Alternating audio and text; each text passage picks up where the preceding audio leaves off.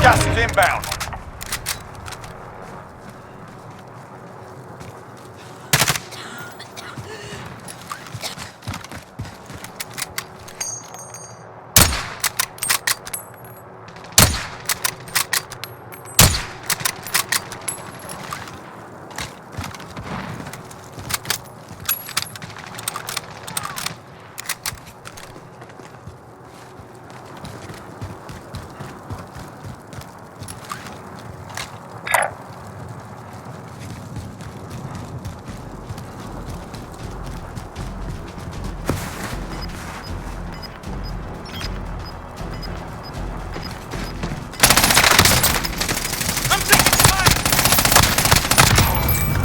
Gas is moving in. New safe zone located.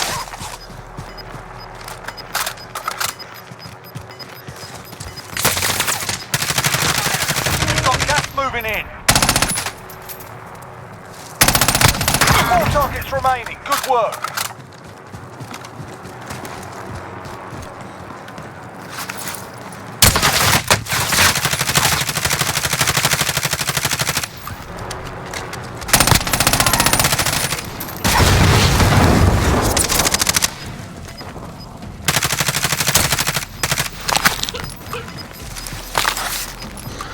Gas is closing in. Relocating the safe zone.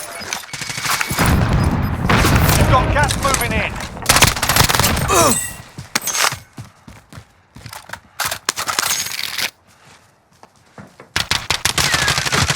You stand a chance. Good work.